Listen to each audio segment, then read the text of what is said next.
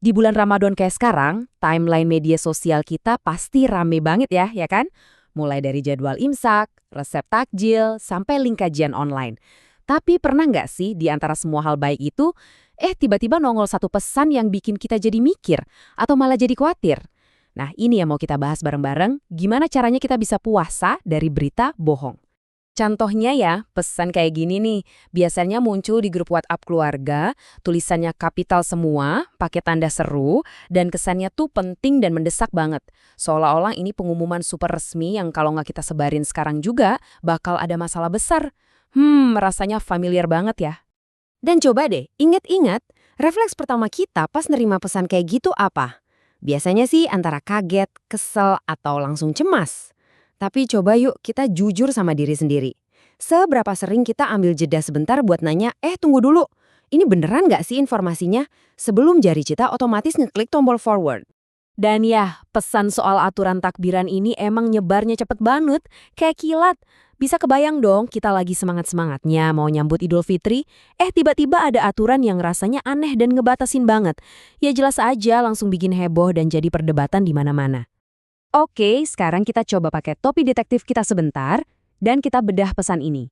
Kalau kita lihat sekilas, hoax ini tuh dirancang dengan pinter banget loh. Ada nama lembaga resmi, Kemenak, terus disebar berulang-ulang sampai kelihatannya kayak fakta. Tapi disinilah letak jebakannya, detail-detail kecil yang sengaja dihilangkan. Dan disinilah kebohongannya kebongkar. Ternyata masalah utamanya bukan di informasinya, tapi di konteksnya yang sengaja dipotong. Jadi, si pembuat hoaks ini ngambil secuil fakta, yaitu sebuah aturan lokal yang ada di Bali. Terus dibungkus ulang seolah-olah itu kebijakan nasional buat seluruh Indonesia. Pesan yang tadinya soal toleransi dipelintir 180 derajat jadi narasi soal larangan.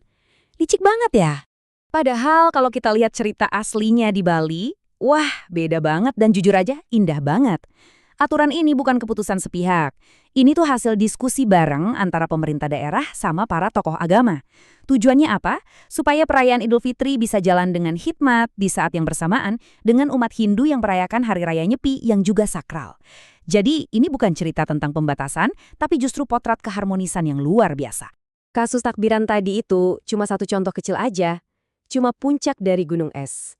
Kalau kita coba zoom out, kita bakal lihat gambaran yang jauh lebih besar dan lebih serius. Kita ini sebenarnya nggak cuma berhadapan sama satu dua rumor, tapi kita lagi ada di tengah lautan disinformasi yang masif banget di Indonesia. Coba lihat deh angka ini, 1923. Ini bukan jumlah total pesan hoax yang beredar ya, tapi jumlah jenis hoax berbeda yang berhasil diidentifikasi Komdigi sepanjang tahun 2024 ini aja. Artinya, hampir setiap hari ada lebih dari 5 jenis kebohongan baru yang dibuat dan disebar. Nah, itulah skala masalah yang kita hadapi tiap kali kita buka HP. Terus, apa sih motif di balik kebanyakan hoaks ini? Ternyata bukan cuma iseng atau mau bikin heboh. Sebagian besar itu penipuan. Tujuannya jelas, uang. Jadi, ini bukan lagi sekadar salah informasi biasa. Ini tuh udah jadi kejahatan digital yang secara sengaja mengincar kerukunan kita dan yang lebih sering lagi, mengincar isi dompet kita. Ngelihat skala masalahnya yang segitu gede, mungkin rasanya jadi agak serem ya. Tapi, dan ini bagian paling pentingnya nih, kita sama sekali nggak berdaya kok. Justru sebaliknya, ada alat-alat yang simple tapi ampuh banget yang bisa kita semua pakai buat jadi benteng pertahanan diri kita dan orang-orang di sekitar kita. Nah, ini dia 5 langkah jitu dari masyarakat Indonesia anti-hoax. Anggap aja ini semacam checklist di kepala kita sebelum nge-share informasi apapun. Pertama, cek judulnya, jangan-jangan provokatif. Kedua, lihat alamat situsnya. Ketiga, coba bandingkan sama sumber lain. Keempat, cek fotonya, asli atau editan. Dan kelima, manfaatkan komunitas anti-hoax. Cuma butuh beberapa detik, tapi dampaknya bisa bikin ekosistem digital kita jadi jauh lebih sehat. Selain checklist teknis tadi, ada juga soal kebiasaan yang perlu kita latih. Misalnya, membiasakan diri untuk tahan dulu, jangan langsung sebar berita yang heboh. Terus, biasakan baca isinya, jangan cuma judulnya aja. Dan yang paling penting, selalu ingat kalau sekali kita klik share, itu ada tanggung jawabnya loh, baik secara moral maupun hukum. Semua tips dan kebiasaan ini sebenarnya ngebawa kita ke sebuah ide yang lebih dalam lagi. Sebuah gagasan yang pas banget sama momen sekarang. Ternyata nih, perjuangan kita ngelawan hoax itu punya hubungan spiritual yang kuat terutama di bulan Ramadan. Di bulan Ramadan, kita kan udah biasa ya, ngelatih diri nahan lapar dan haus. Nah, gimana kalau tahun ini kita tambah satu lagi jenis puasanya? Puasa jari.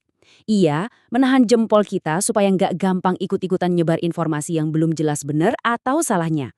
Menahan diri dari emosi dan kepanikan yang dipicu berita bohong. Inilah esensi puasa di era digital. Dan yang luar biasanya lagi, konsep modern tentang fact-checking ini ternyata punya istilahnya sendiri yang udah ada dari ribuan tahun lalu dalam tradisi Islam. Namanya tabayun, sebuah prinsip yang ngajarin kita untuk selalu ngecek ulang, klarifikasi, dan verifikasi sebuah informasi. Ini jadi bukti kalau kearifan masa lalu tuh bisa banget jadi kompas kita buat jalan di era informasi yang serba cepat ini. Dasar dari prinsip ini bahkan tertulis langsung di dalam Al-Quran. Coba deh perhatikan pilihan katanya. Periksalah dengan teliti. Ini bukan cuma saran loh, tapi perintah aktif buat kita melakukan investigasi kecil-kecilan. Pengingat buat kita semua bahwa iman yang kuat itu nggak buta, tapi diimbangi juga dengan akal sehat dan kemauan mencari kebenaran. Pada akhirnya, semua ini kembali ke pilihan kita masing-masing setiap kali kita dapat sebuah pesan. Di Ramadan ini, di saat kita lagi berusaha menyucikan diri, yuk kita juga berusaha buat menyucikan timeline kita.